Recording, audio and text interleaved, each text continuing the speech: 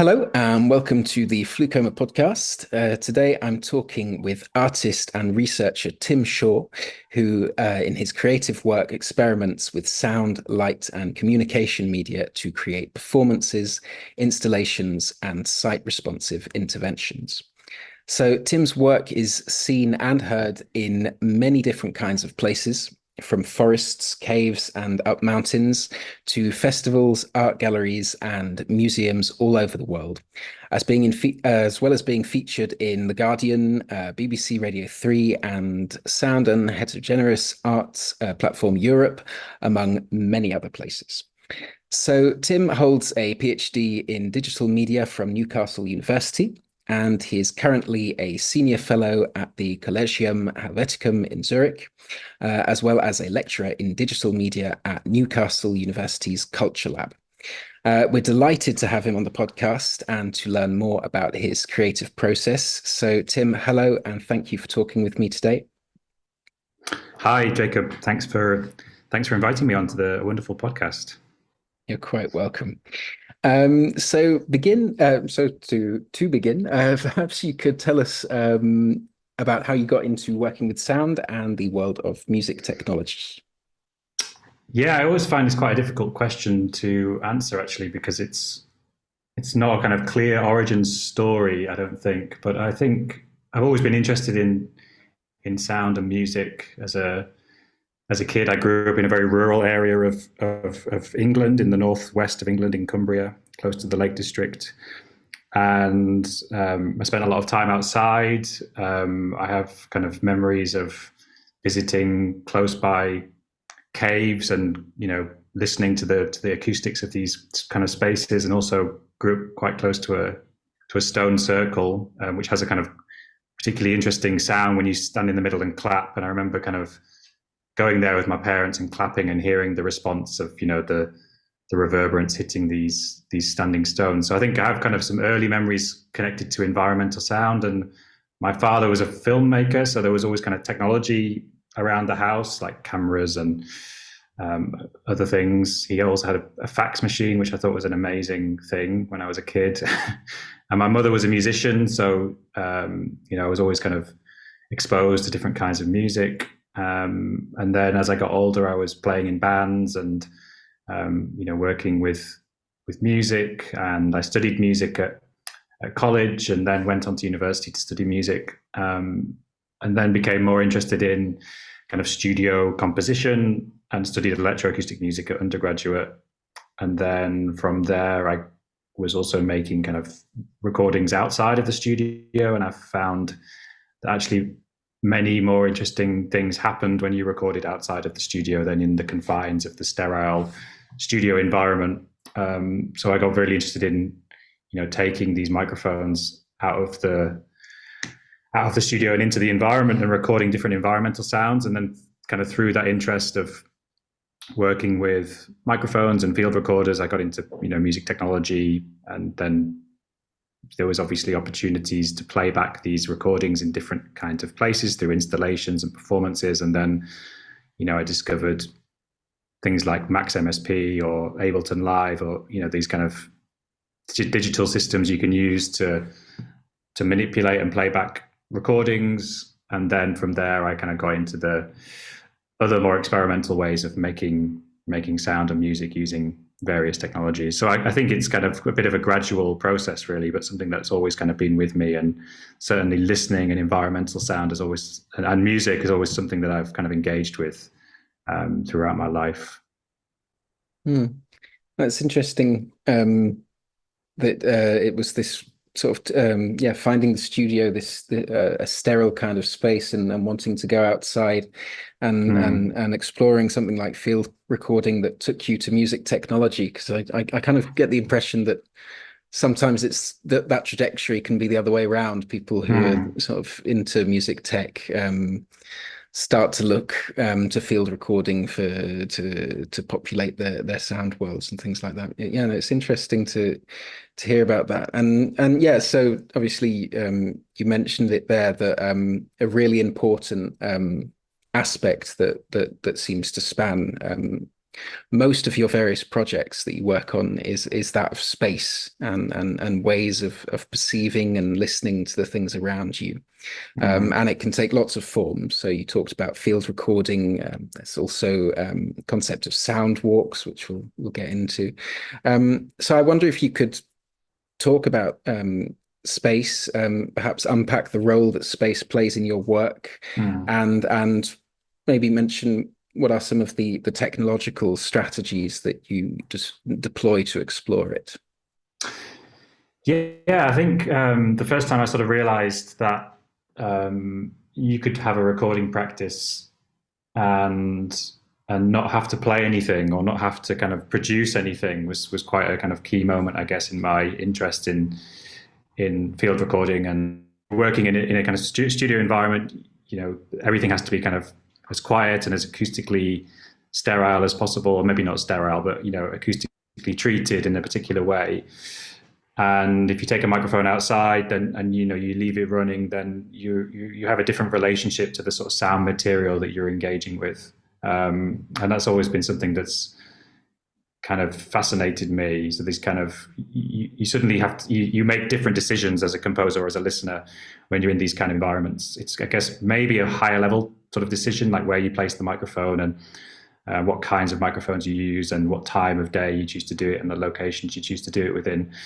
And I've always been drawn to this kind of way of working, I think, or maybe more recently been drawn to this way of working whereby you don't have to make sort of individual event-based decisions on things. You kind of have a higher level, higher level decision-making process with the material that or the environment that you're choosing to work with.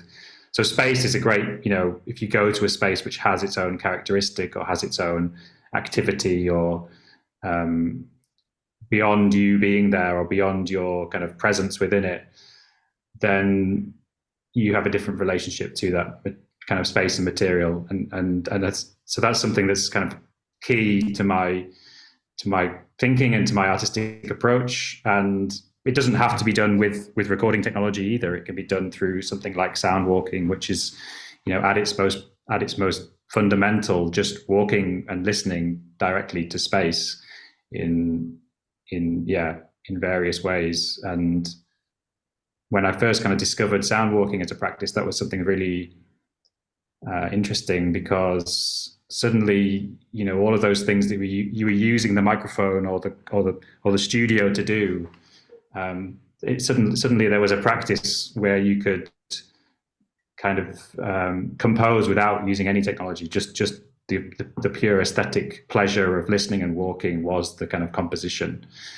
And I think I discovered sound walking actually kind of through actually doing it, and through like the kind of necessity of going to these environments and listening to them. But then I realized that there was, you know, this whole practice and lineage of other composers who had worked in this way. So for me, sound walking is a kind of it's a great way to get to know an environment. It's a great strategy for composition or for listening, but it's also kind of a pleasure, like a pleasurable activity. It's kind of something I enjoy doing, and something that I think has a lot of potential. And I've been kind of developing this specific. I do a lot of different sound walking projects, but one project that I've been kind of consistently developing for almost 10 years now, I think, is this Ambulation sound walk, where it does actually use some technology, and it requires a sort of bit of preparation. But I take a group of people on a walk of an environment using a sort of specially made system that I developed. And with this system, I can sort of process and improvise with the different signals that we move through as a group. And so I sort of build a composition in response to the immediate soundscape. So it's for me, it's a nice way of sort of building soundscape compositions on the fly. And it's kind of very immediate and very responsive. And what's kind of one of my favorite things about that project is that I can actually, if somebody invites me to do it, then I can request to go a day or two early and sort of get to know the environment that I'm going to walk through. And that's kind of my favorite part of the process, in a way, to kind of walk through these environments and work out, you know, what I'm going to do, what kind of route I'm going to take, how fast I'm going to walk, what sort of signals I might detect with different microphones and listening technologies. Um, so that's something, you know, I sort of really appreciate, is being able to go to places, spend some time there, get to know them through listening and through walking, and then present you know, this sort of ambulation piece to an audience at the end of that process. Yeah. Well, yeah, I think I'd love to delve a bit deeper into ambulation. I think it'd be a good way of getting into thinking about some of your process. So yeah, as you said, it's been performed in a number of different locations, at least 10 or 15 different places since I believe 2017. A bit earlier than that, actually. I think, yeah, maybe before that, but yeah, since like kind of 2015, I think, actually. Okay. But yeah, that's Yeah. Well, I just for a long want time, for a while now. Yeah. yeah. Well, I wonder if you could explain what is happening on a technical level. So you talked about different types of microphones that you will choose according to different types of spaces, and you also talked about, I believe, some kind of generative aspects or processes that may be happening. I wonder if you could tell us what's happening under the hood. Sure. Yeah. So in its original kind of conception, I was running pure data on a laptop, which was actually kind of closed in a bag behind me. So it was in a rucksack, kind of on my back, and on yeah, the pure data gave me the sort of opportunity to be able to record different signals within the environment, to loop them, to, you know, change their pitch or speed, add sort of basic effects to it. So I could kind of, you know, take these signals through the different microphones that I have and process them in various ways. Now it's kind of running on a very small Bella board, which is kind of actually a really convenient technology compared to the laptop. I'm not very like evangelical about new technologies very often, but the Bella actually really kind of helped change this project, because it's so small and it runs, you know, off a USB battery, and it doesn't have to run like, you know, on a really hot laptop in my bag anymore. And if it, you know, sometimes if the laptop crashed, you know, I'd have to take the laptop out and reset it, you know, and with the Bella, it's much more convenient. So basically I have different microphones depending on the environment, depending on the sort of, it's always kind of very site responsive in that way.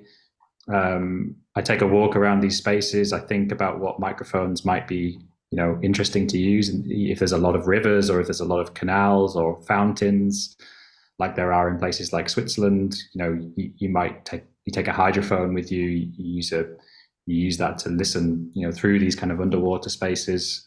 If you're in a place with a lot of electromagnetic infrastructure, you know, such as Japan or Korea, then, you know, where there's a lot of neon signs and a lot of LED lights and that kind of thing, then you would work with an electromagnetic, you know, receiver of some kind. So you kind of respond. I respond to the different sort of features of different places with different microphones.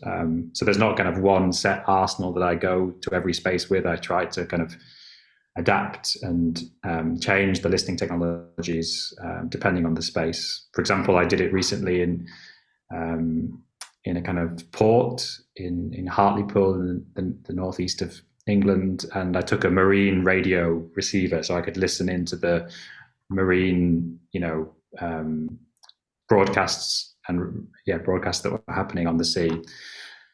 So I tried to have this kind of approach to the technology that it's not fixed. It's kind of always open and flexible. And the same goes with the code and the system that runs on the Bella. I try to kind of keep this a sort of open system. There's a few things that kind of are very regular features, but if I feel like, oh, it would be really nice to have a granular synthesizer, you know, with this sound, then I will sort of try to integrate that into the code. So I have a kind of modular sort of system, and there's a limitation to what the CPU capabilities of a Bella. So that becomes the sort of the artistic limit of the work.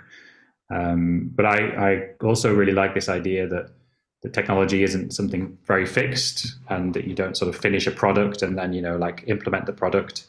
It's more like a kind of material process where the technology and the other things that are coexisting with the technology, such as the environment, the situation, um, become sort of flexible and more material-led approaches. So, yeah, it's always changing, and it also gives me opportunities to bring in new technologies if I discover them or if I develop them. So it's very kind of open and ongoing as a work, which is quite nice to have as an artist. I feel like you can kind of apply it to many different situations, and it's always changing, but it's sort of it's something you can offer in many different situations. Hmm. Um, Another thing that I wanted to ask about the piece, you talked about, you mentioned briefly improvisation earlier, but you also talked about how you'd like to go a few days beforehand to get to know the piece, and so there's obviously quite a stochastic nature to the piece, which can Mm. conjure ideas of improvisation. Would you consider this piece an improvisation? And perhaps more generally, how does space and improvisation, how do those two things come and interact in your work, and to what extent would you say improvisation enters into your practice? Yeah, it's something I thought about quite a lot with this piece. It's I see. So when I go a few days before um, the performance to kind of scope out the environments and to plan the route, that's what I'm basically doing. I'm planning the kind of structure of the piece. So the route, where I will set off from. Sometimes that's fixed by, if I'm invited by a festival, then there might be a starting point which they offer. And usually I like to kind of work in a sort of loop, so end where we begin, but not always.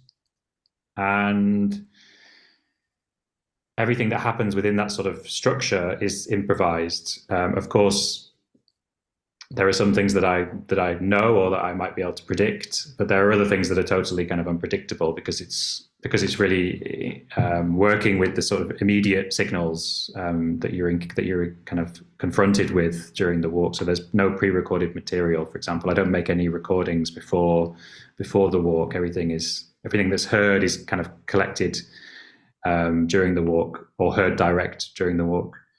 And when I do those kind of preemptive walks, the walks to plan the route, I never take any technology with me, actually. I never take the system with me. So the first time that I'm listening through the system is with the audience, which is sometimes a problem.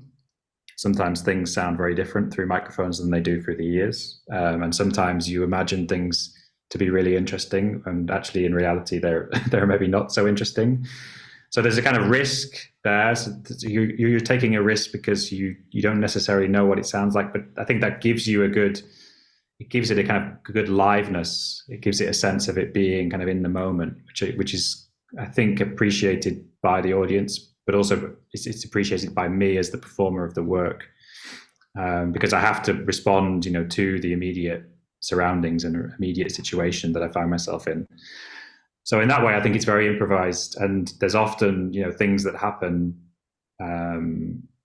which I kind of have no encounter, I had no encounter with prior to the walk happening. So, for example, quite a while ago, I did it in Leeds at a festival called Compass Festival, which is a great sort of performance art festival. Most of it's happening in public spaces.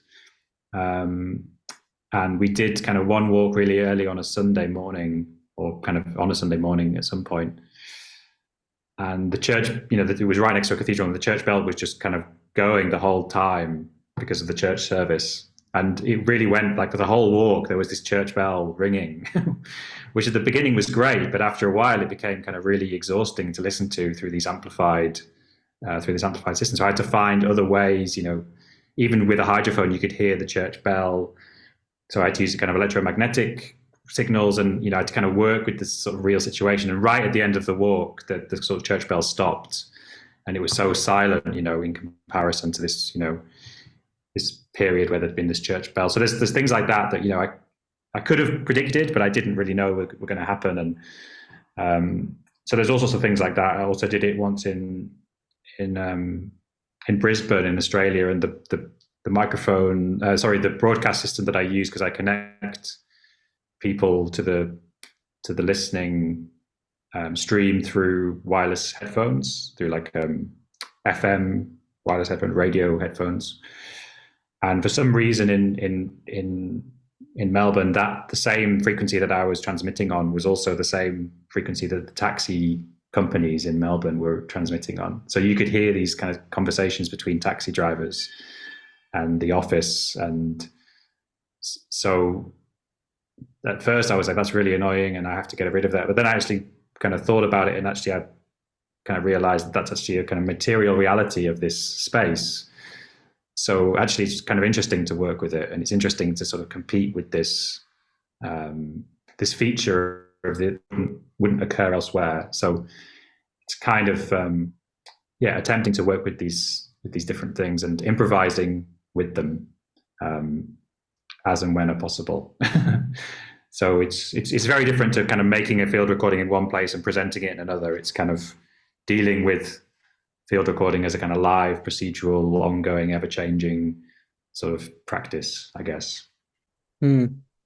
Yeah, well, I was going to ask about the differences between the practice of field recording and sound walking, and I suppose perhaps this kind of improvisatory approach to the process is something that could define that.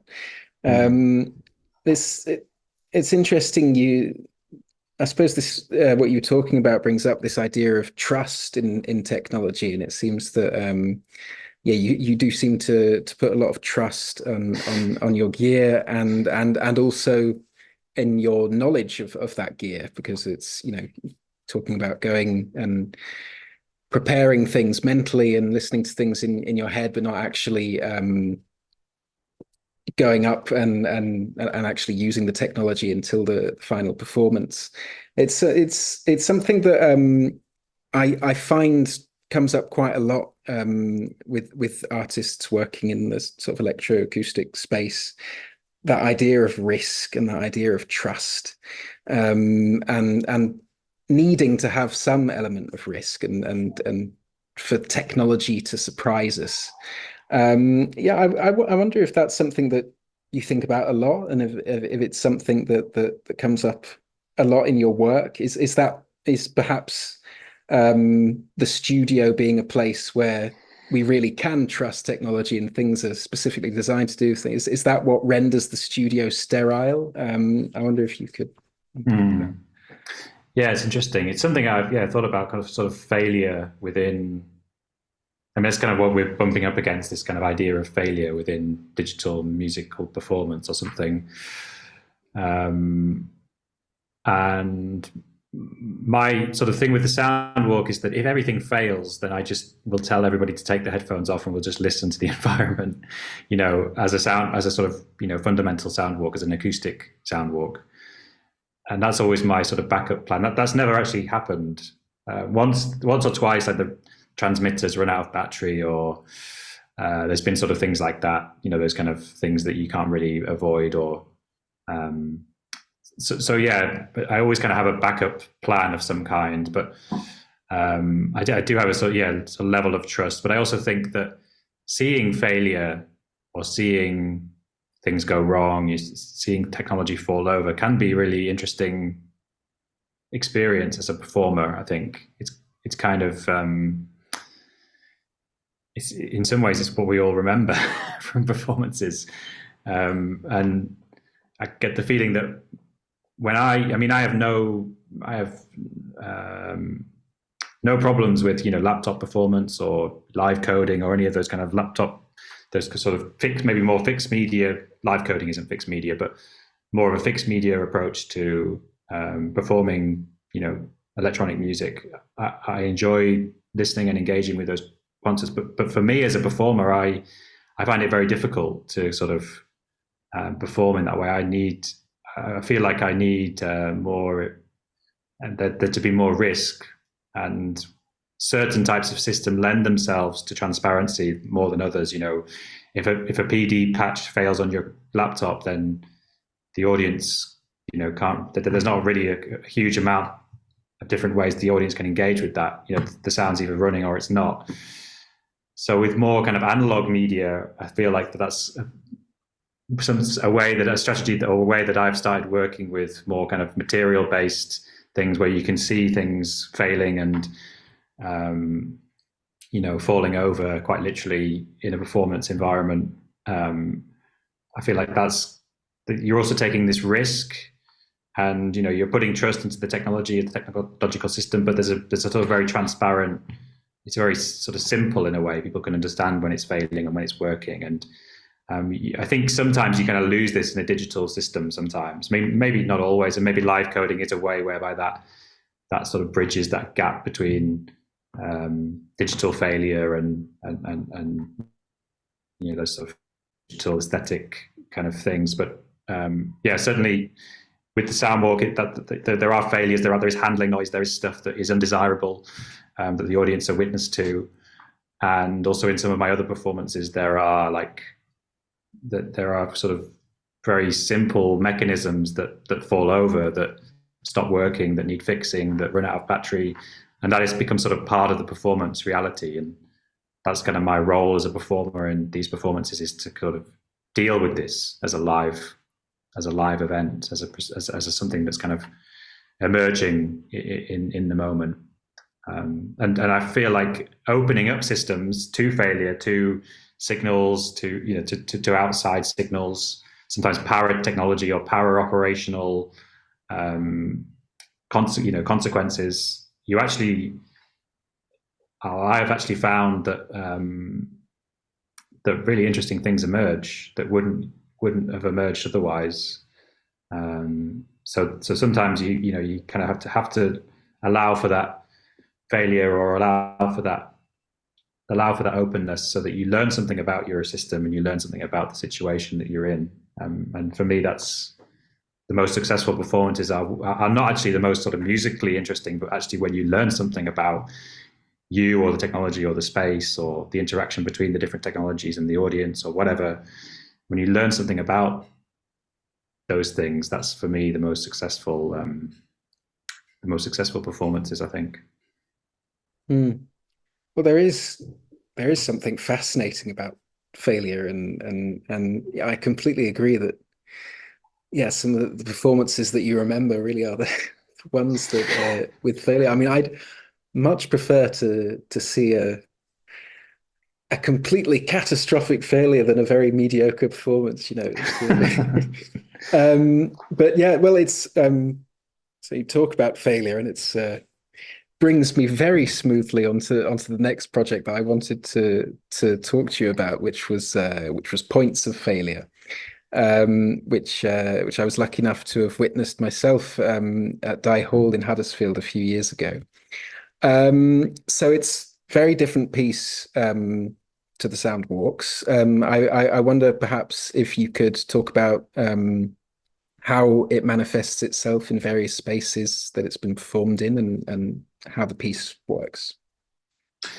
Yeah, so it's a series of performances and also installations, which kind of incorporate many different technologies. Again, it's kind of an open structure in which many different things can fit within. But it's, I guess, if there were rules to it, then one of the rules is that there's no fixed media. There's no sort of playback of recorded material, and there's also very little sort of digital technology. So it's kind of thinking about digital technology through sort of analog media in a way. It kind of came from some of the things I've already talked about, with this sort of transparency of things failing, and things being sort of how transparent those things are to the audience. During my PhD, I worked a lot with digital technologies and digital systems, one of which was the sort of Ambulation sound walk. And I wanted to sort of develop a performance piece which didn't rely on these things so much, or had a more sort of material kind of nature to it. So it's very much a performance which sort of incorporates the performance environment, so the venue which I'm performing within. It's sort of works with the architecture of the different spaces I'm working within. It's kind of very installative in a way. It doesn't happen on a stage, but it happens in the center of a space, with the audience kind of around, and also invited to sort of walk around. It's not on a table; it's on the floor, so I kind of have to walk between different islands of activity that are sort of situated around the performance space, and it involves many different things such as spark gaps and transducers and motors and sort of very kinetic and tangible sort of components. I also like to sort of work with things that I find in the performance venues, such as buckets or pieces of cutlery, or all of these things that you can kind of find in the performance space and you can't necessarily prepare for. So it's very sort of improvised in terms of what it looks like materially, and it's also something very collaborative. It's something that I've worked with other people, such as John Bowers, who I know has been on this podcast, and Dirty Electronics. So these are people I've also done the performance points of failure performances with. So it's kind of also an opportunity to invite other people into these kind of performance process. So it's very open in a way, like quite a few of my projects, but it's sort of concerned with failure, with analog media, with thinking about digital technology through analog media, through different spaces, through different materials, and working in this kind of way whereby the performance system is very sort of open and transparent and accessible to the audience. I think that's maybe a kind of good way of summing it up. But it's taken quite a lot of different forms, so it's quite difficult to summarize in sort of a short sentence. Maybe a link, but we can put a link to some of the documentation on the comments of the video. Yeah, definitely. And one of the striking things about the piece is this kind of visual aesthetic, which kind of joins. He talks about Dirty Electronics. He has a piece called Beyond the Loudspeaker that shares this kind of aesthetic of these many and disparate objects that are dispersed around the space on the floor, with wires snaking around them, and the crouched positions that it in turn forces you to adopt to carry out these performances. Bearing in mind, so the piece that we talked about before, where you're very much going into a space and letting the space be somewhat the master of the piece and listening to that space. It's interesting to see here that you're still going into a space and letting it condition the piece to a certain extent, but you're also very much configuring the space yourself. I was wondering if there is a kind of architectural thinking behind the paths that you create between the objects and how you invite the audience into this hive of different objects, and perhaps this idea of configuring this space yourself. Yeah, so it's something I think I got a lot better at the more I did it. At first, it was very kind of chaotic, and it's a performance which is not always very well received by sound technicians. So because they don't really want you to set up in front of the loudspeakers of the venue, for example, and they don't want you on the floor because that's where the audience go, and they have to clear you before the next person performs, or before the person before you performs. So it's something that I've kind of got a little bit better at. There are these limitations to musical performance quite often. You have a limited amount of time to set up. You have a limited amount of time with a technician. You're limited by what areas of the performance space you can perform within. You're limited by the other people performing on the night. You don't want to be imposing on other people's performances either. So all of those things have to be considered as well. It works really well in like a kind of art space, I think, like kind of almost like a white cube or a kind of big kind of neutral space. We've done it in lots of different spaces, such as warehouses and that kind of thing. That those sort of spaces work pretty well. And I guess the first thing that I try to do is think about where to set things up, how to sort of make it sort of spatially interesting for me to perform within and for the audience to perform within as well. I mean, if I'm doing it collaboratively, this will kind of be done in negotiation with the person I'm collaborating with. So, for example, with the Beyond the Loudspeaker performance piece that Dirty Electronics and I did, we recently did it in Newcastle at Newcastle Contemporary Art, and the first thing that we saw when we arrived at the venue were in the sort of back room of the venue were many of these fluorescent tubes, old fluorescent tubes that had been placed in this back room, and so we decided to work with these, like finding ways to activate these in various ways. So that kind of informed the structure and the architecture of the piece in a way.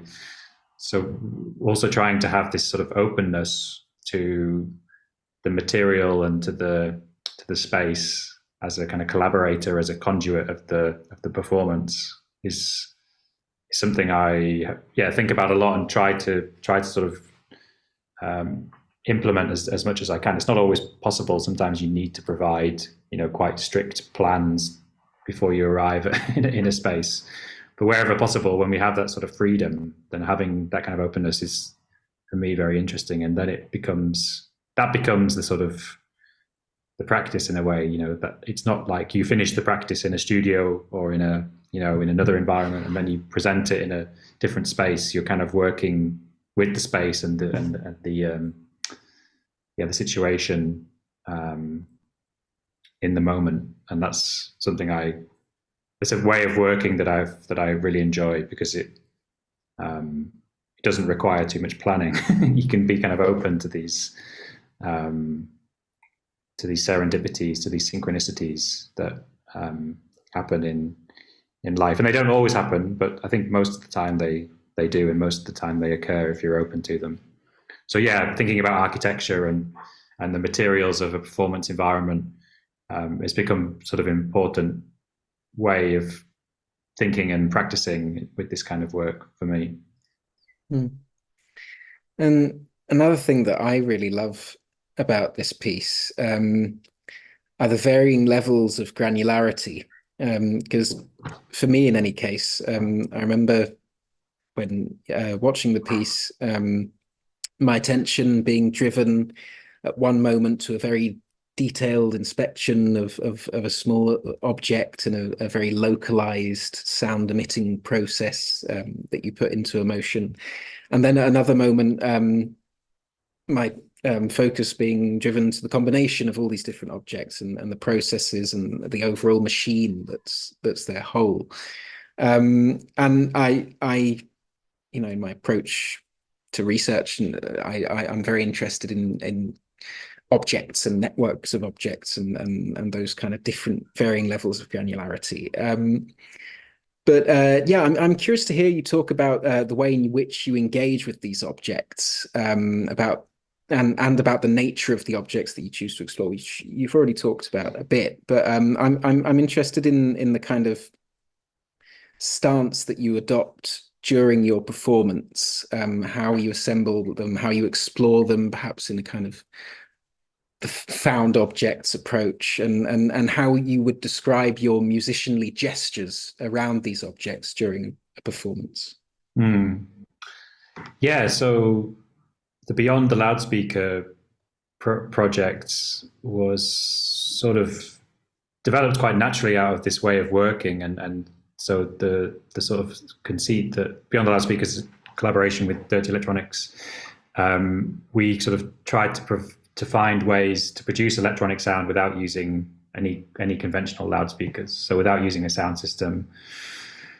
And we do cheat a little bit, actually, but I think we made the rules, so we can break them as well. But we've actually kind of discovered quite a lot of different ways of producing electronic sound without using a loudspeaker. Loudspeakers are very common, almost ubiquitous in the dissemination of electronic music.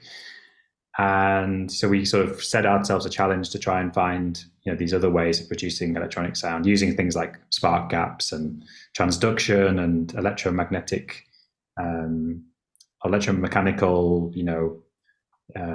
devices, this kind of thing.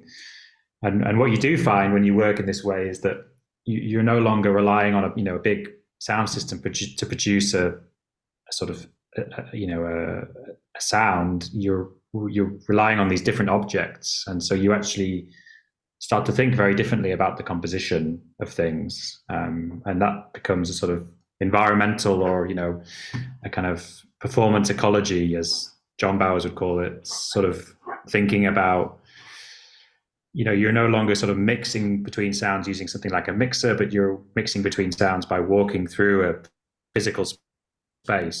Space, and certain sounds are very quiet and delicate, and so you have a sort of different dynamic range that you sometimes don't have with a sort of conventional sound system. And obviously things are also distributed across a space, so you have this sort of you have these kind of electroacoustic environments, which are many loudspeakers in a huge environment to kind of give this sense of spatialized sound, or the movement of sound across space.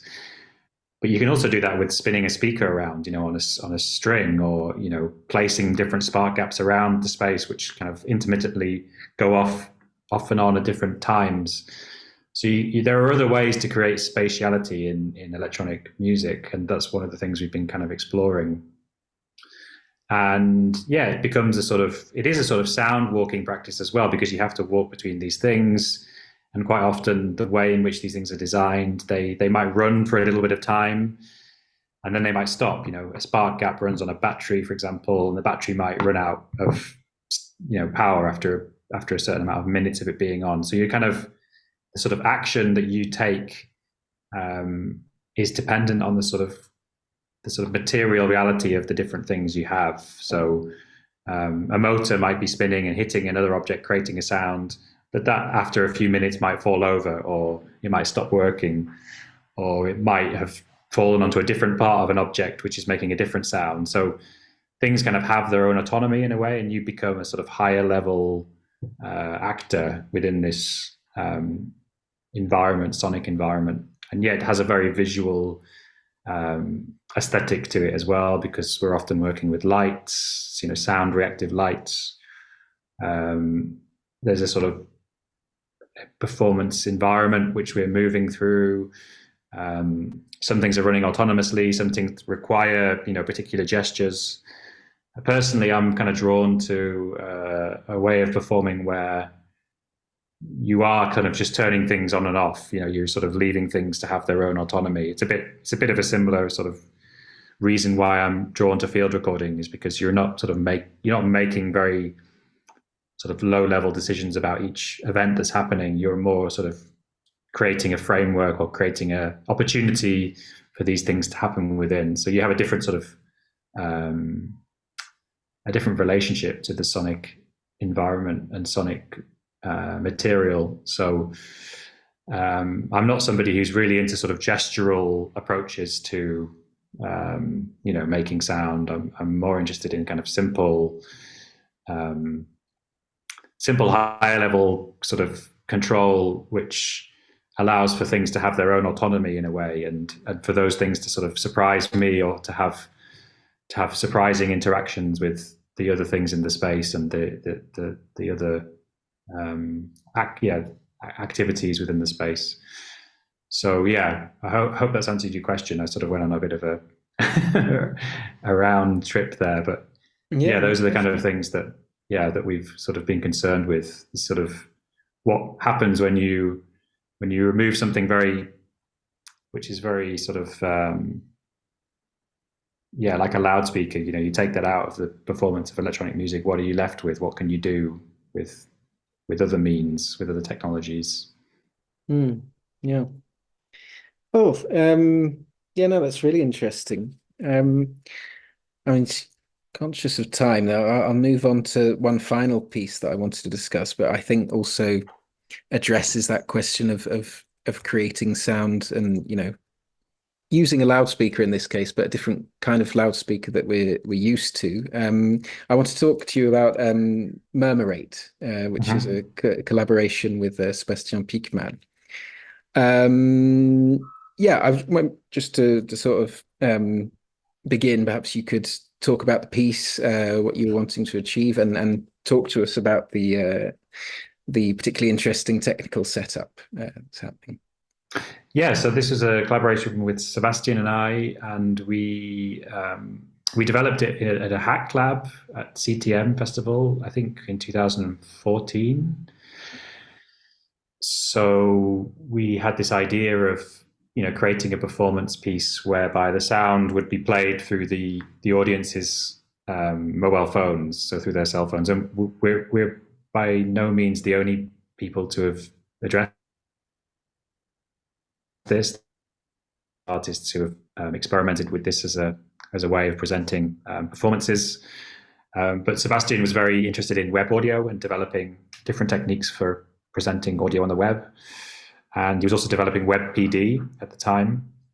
And so with his kind of knowledge and my interest in sort of, different types of environment to present spatial sound, we developed Murmurate, which was a piece which we went into a performance space. We set up a Wi-Fi network, and people, when they arrived, they could connect to this Wi-Fi network and go to a web page, and then we could basically control this web page and play sound through their mobile phones. So we sent messages across this network from a server, from a control system, and I could play different sounds through their mobile phones. These were sometimes recorded sounds, so small snippets of audio recordings, and sometimes synthesized sound using web audio and web PD. And what the consequence of that is that you have again a listening environment which is not being played through a 5.1 system or something, but being played through potentially hundreds of small, very crappy speakers. And obviously the phone itself, the phone speaker has a limitation with the types of frequencies it can reproduce, but you have this kind of very complex sound environment potentially. So it worked with specific types of sound very well. The recorded voice, for example, the human voice was a very good sort of sound to play through this system, because that's what those speakers are designed for. And what the kind of interesting thing about developing this project, again, talking about failure or sort of technical limitations, were that Sebastian, sort of being a sort of quite technically orientated and very, very adept in terms of music technology and web audio, was always trying to reduce the latency between the control system and the phone. So what would happen is when we were doing tests, we'd maybe have 10 phones and iPads that we managed to salvage from our friends and universities that we were working with, and had them on a table when we were developing it, and we'd send a control signal across the network, and it would reach each phone at a slightly different time. So you'd have this kind of latency. And that was due to many things, how good the phone was, how fast it was at responding, what operating system it was running, how far away it was from the Wi-Fi, from the router, from the hotspot, sorry. So, there were many different factors that we couldn't control. And Sebastian, for a long time, was trying to find ways to sort of synchronize this audio. But then we realized actually that's the kind of most, one of the most interesting things about the system was that we had this latency that we didn't necessarily know, we couldn't control, but it was actually very interesting spatially and sonically, and as a listening experience. You can imagine sending a sound and it reaching these phones at slightly different times. You had this kind of very interesting sonic response. So we decided to sort of embrace this latency as part of the sort of compositional material or compositional reality of the network. And so each time we did it, we didn't know what the latency was going to be, but we could kind of build that into the compositional process. And I think some of the most successful performances we did with that were really that, working with these kind of shimmering kind of soundscapes. We worked a lot with granular synthesis, for example. So each phone was playing a slightly different area of the sound file. So it was scrubbing, different parts of the sound file in each phone. So you had this kind of very complex sound environment that was shifting, that you had some kind of control over, but you couldn't control things really individually. And again, there were also a lot of things like phones crashing. So they would just be playing the same sound for the whole composition. They would immediately connect, but then they would just crash straight away. And we were working with kind of experimental web technology, which is, I think, very, very brittle, very fragile. And yeah, so it was very experimental. It worked in environments very well. It worked in others not so well. It was very quiet often because of the sort of limitations of the cell phone. So really, we needed quite a focused environment. So if we were performing it in a club or in a bar or a cafe, which sometimes we were invited to do, it wouldn't work so well as in a sort of more focused environment. But yeah, it was a challenging piece to present, very technically intensive. Things like Apple updating their web browser to need specific kinds of functionality before audio would play through the browser one day before a big performance. It was a really stressful sort of working with this sort of technology that you don't really have so much control over. So it was quite challenging sometimes, but very fun, and made me think about sort of some of the things we've talked about in this conversation, the limitations of technology, the ideas of failure, the ideas of sort of technology being a material rather than just a sort of product. It certainly kind of gave me that way of thinking, and sort of provided some very sort of real world examples as to how you can work with technology in that way. So yeah, it's not something we've performed. We haven't. Last performance I think was in 2018 or 17. So we haven't performed it for a while, but that's not because we fell out or anything. It's just because we both moved on to different things. But Sebastian is still developing WebPD, I think. So if people are interested, that's something to check out. It's pure data running on a web browser. So yeah, interesting things that he's still up to. Yeah, no, I came across the repo for that, researching for the interview. So I'll definitely put a link to that in the description, because I think it will interest a lot of listeners. Yeah, no, it's really interesting piece, again, with all these questions about trust in technology, about risk, and things that you mentioned. So across the trajectory of these three pieces, you've been bringing into question people's relationships with the objects around them. So with Ambulation, you invite them to perceive the world in which they live and are immersed differently. In points of failure, you propose different perspectives to objects that they may see or use every day. And in Murmurate, you go as far as to almost hijack this highly personal and intimate object, which is a person's smartphone, and make it do unexpected things before its owner's eyes and ears. I'd actually be interested to hear about your views on the smartphone as an object, as someone who's in field recording as well, of the smartphone as a source of sound and image, but also as a designed and ergonomic object, and the ways in which we engage with them. And perhaps that could also be something that could lead you to, if we compare it with a musical instrument, talk about the differences between interfaces for functional day-to-day activities and interfaces for creative expression, and the boundaries between those different kinds of objects in your approach. Yeah, it's very interesting. It's not something I've kind of thought about a lot since we developed that Murmurate project. I haven't done any other works for smartphones really, or I also don't really work with touch interfaces, touchscreen interfaces very much. I know there's a lot of interesting work happening, but I kind of more crave a sort of very tactile and sort of material approach, which you sort of maybe lose a little bit of when you're working with a smartphone. I think they've, when we first developed the Murmurate piece using the smartphone for sound as a sort of alternative sound system, it was 2014. I think our relationship to phones have changed a lot since then. Actually, I think we were still sort of living in a kind of techno-optimistic view of the world through the smartphone. The smartphone became this kind of device that you could access, everything on and everything through. And I feel like our relationship with, well, certainly personally, I feel like my relationship with my phone has become very not so optimistic.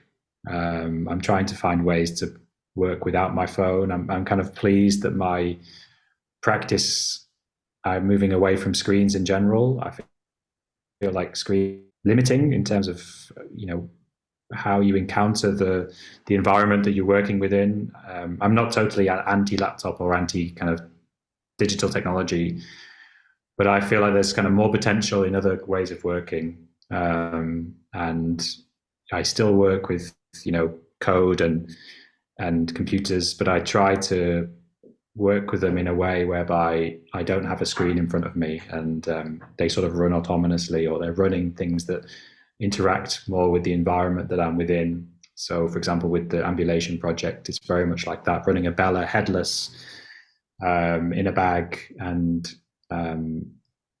it's more about the environmental sounds that are coming into the system rather than the system just running autonomously. So I feel like, over the last 10 years, which it has been since we first developed Murmuration, things have changed. We're all very addicted to our phones. We find it very difficult to exist in the world without a phone. During COVID, there was QR codes and that kind of thing. Trying to get a train ticket without a phone is, one thing. Trying to, there's so many ways that you're excluded from society when you don't have a phone. It's kind of become a real integrated part. I think that's a little bit dangerous, and I feel like I kind of want to move away from the amount of time I spend staring at my phone. So I think that's why I'm not working with it artistically. I think there are obviously very interesting, things as sensors, as screens, as sound making devices. There are lots of potential interests, but I think on a personal level, I'm sort of trying to move away from that way of working and working in a more kind of more environmental kind of way, I guess, a way in which space and technology are kind of more integrated with each other, which is possible, I guess, with a phone and with a screen, but I just haven't found those ways of working with it yet. Yeah, it's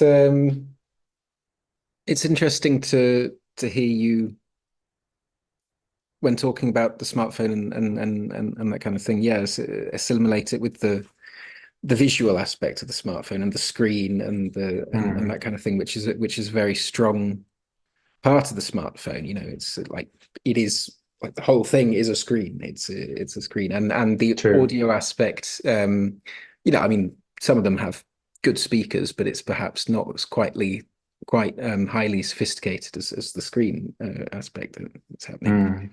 And across our whole conversation, you've been talking about listening and perception as being important parts of your work.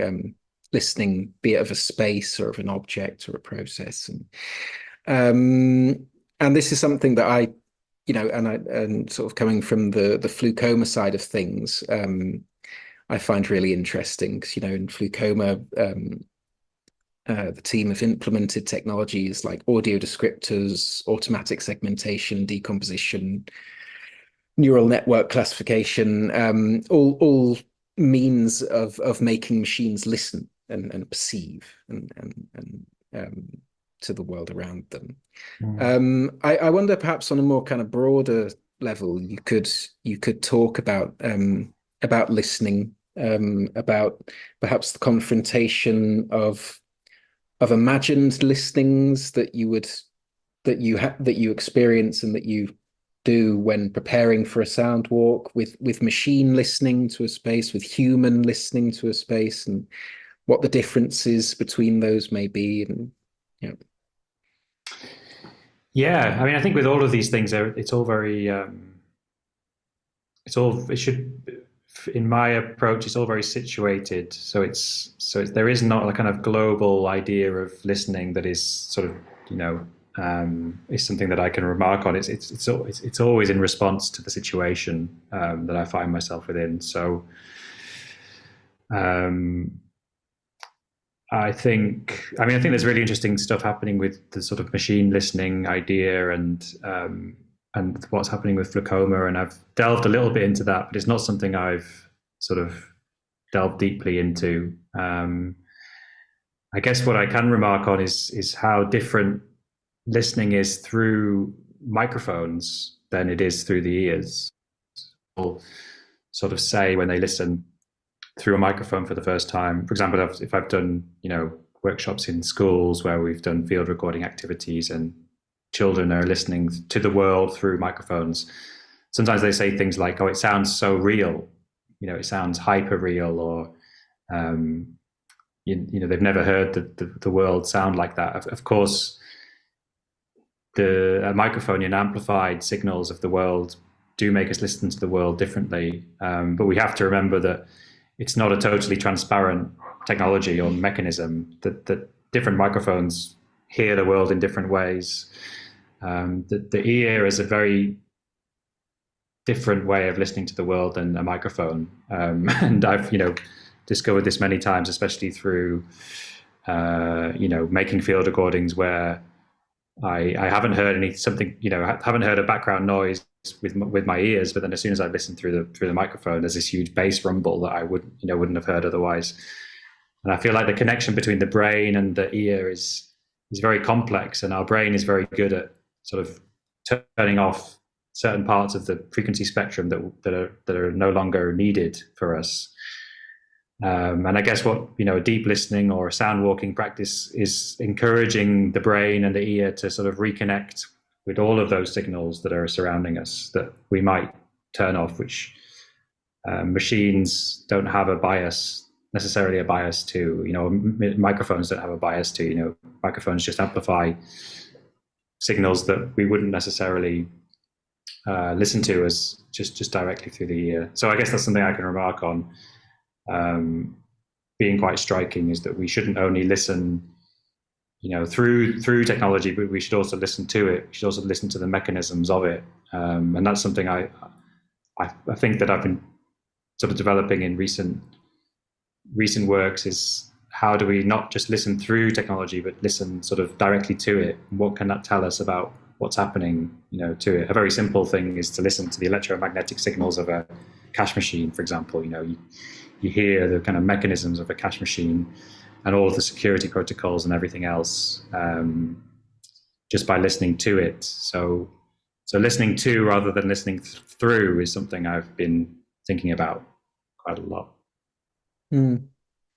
It's interesting.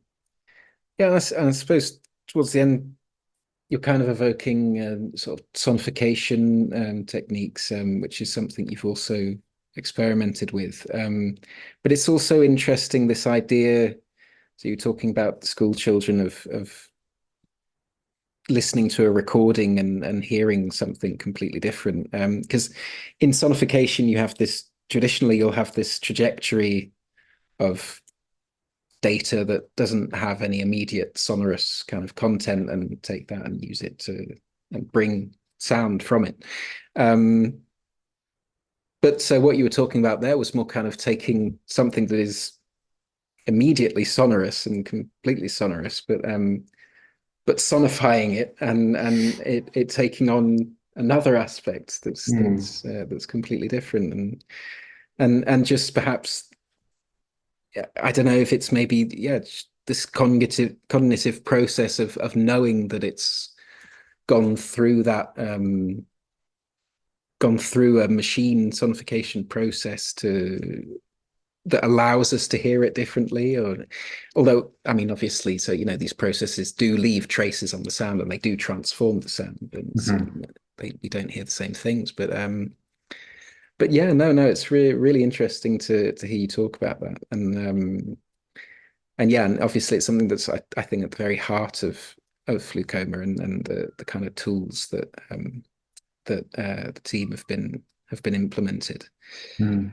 Um, so I had another broader question. So we've been talking about space a lot, but as you've mentioned, you also work with a lot of people. You've collaborated with many people over the years. So you've talked about John Bowers, who we had released recently on the podcast, and to name a few others. So you talked about John Richards, of course, Dirt Electronics, Chris Watson, Phil Niblock, lots of amazing people. I'd love to hear about your approaches. So you've talked about collaborating with other people in an artistic context, but also something that I'd love to hear about is collaborating in a more academic one as well. So you've participated in the publication of quite a few papers with Bowers and Richards, and where lots of people are working on the paper. And I'm interested to hear about this kind of collective thinking and how your artistic and contemplative relationships develop over the years. Yeah, so I do like working with other people. I find it's a lot less lonely when you have somebody else involved. I feel like it's kind of it's also creatively interesting. You can bring somebody else's perspective onto something.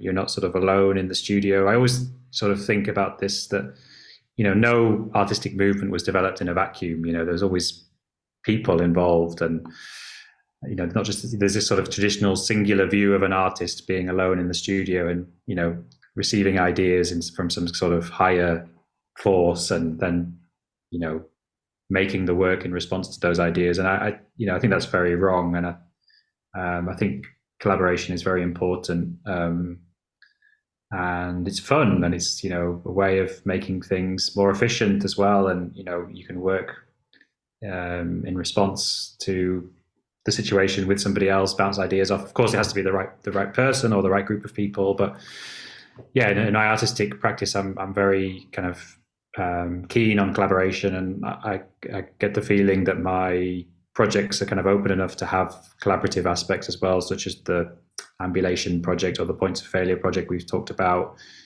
They're quite easy to incorporate other people into, because they're sort of open in that way. They're not sort of super conceptual, where they sort of telling the audience or relaying to the audience a particular thing. It's kind of more responsive and open and improvised. So in that way, it's sort of, it's a vessel in which other people can come into and work within. And with the academic work, I mean, that's very much, John Bowers was my PhD supervisor. So before I met John and started working with him through my PhD project, I hadn't done any academic work really, and he was really the person who taught me, I worked with him to develop these kind of skills, and we always worked in a very collaborative way. John's sort of approach was very kind of communal and very much into the idea of having a sort of an idea or a concept or a sort of provocation of some kind, and then inviting different people into that sort of provocation and getting them to respond within their own practice, within their own artistic interests. So we did the One Knob to Rule Them All project, where that was the conceit was that how can you develop a musical interface with just a single knob, a very limited minimal interface. And many different artists were involved in that project, and everybody developed it in their own way, and then we brought it together through a sort of curated performance installation. So that's a way of working that I developed through working with John, and it's also a nice way of working, because it's very collaborative. It can be very interdisciplinary. It's very open. It's a sort of initial idea which then snowballs or picks up meaning and material through engaging with other practitioners, through other people. So more recently, we did a project, Raw Data Rough Mix, which has also sort of had a similar character, whereby we worked with very minimal raw ways of working with data. So raw sonification methods. How do you stick to the material character of a data set? How do you incorporate different material processes in a musical practice? So again, working with sort of very minimal components, but then if you sort of make that collaborative, then you have a sort of a space or environment where lots of people are bringing different ideas around an initial concept, and then you can sort of write about that as a research sort of concern, or you write about what it means. It's always, in terms of academic research, it's always been a sort of way that I've worked through, working with John as my supervisor, and I think that comes from his practice of working in a sort of design-led way, whereby you sort of develop things through a design lab, or through a design studio, where there are different people bringing different aspects of their research and practice to a process. So it's a way I've always worked, and I enjoy doing it. And it makes writing a bit easier as well, because you don't have to write everything yourself. You're writing it in collaboration with other people. I've written a couple of monographs, but most of the time it's been writing collaboratively in that way, and it's a nice way of working, and it invites different perspectives, sort of interdisciplinary ways of working, and it's something that's been pretty productive for us, I think. Yeah. Well, no, it certainly makes some really rich reading material, some really interesting projects. It's something that I'm not quite sure why. Well, I mean, I was going to say, in sort of the more sort of traditional musicological circles that I find myself moving in, something you'll see less of. But I mean, no, there are collaborative books that people write, but yeah, no, I suppose that idea of having that kind of provocation that different people will approach is a really potent approach to research, and one that I think I shall try and incorporate more into my own research as well. Um, cool. I wanted to finish with one final question, that kind of brings us back to something that you were talking about at the very beginning, that got you into this sound experimenting world, which were the spaces of nature and caves and standing stones that were around you. Because I mean, just a very quick look at your collection of works on the sounds page of your website. You give this list of different projects, but they're each associated to an image, and most of them featured landscapes or natural materials or water or fog or clouds or the sky. And to conclude, I just wonder if you'd like to maybe talk about the natural world and how it inspires you and your creative work. Yeah, it's a good question. Maybe I'm sort of subconsciously influenced by the romanticists of the Lake District, and their relationship to the landscape, and because I kind of grew up in that area. But for sure, I'm interested in presenting work in those kind of spaces that are not usually associated with artistic activity, or a different, they are maybe associated with artistic activity, but maybe not the sort of artistic activity that I do. So, I think I've always been, interested in the outdoors and making work outside and working with the, environmental conditions of spaces and working with the elements, working with weather and wind and topography and all of those kind of things. I'm not the sort of, I hope I don't have a sort of romantic view of nature. I think the sort of distinction between man and nature and culture and all of those kind of things are very very problematic, as I think we all agree, is that we're not apart from nature, and it's quite a sort of outdated idea now that we can sort of exist outside of the natural world. We're obviously very much a part of it, and we're learning a lot of, you know, things about intelligence from other ways of thinking, you know, non-human ways of thinking. But yeah, I guess I'm drawn to those kind of not necessarily rural environments, but environments that have, you know, that have a sound, that have an atmosphere, that have that are not only human, that have, yeah, ways of imposing themselves upon your work, trying to make work that sort of incorporates the features of environments. I think that's probably why that page has so many sort of landscape pictures on it, and a lot of those sound sort of projects are field recording albums, you know, sort of collections of field recordings that I've made over the years and sort of compiled into sort of annual albums. And yeah, I mean, a lot of the time I'm doing those field recordings in these environments that I'm responding to. So that's why they're the sort of documentations of those different environments. And they're field recordings in the sort of widest sense. There are many different kinds of sounds, and not only, you know, what we'd call natural environments, or, you know, it's also very human-made or urban spaces as well.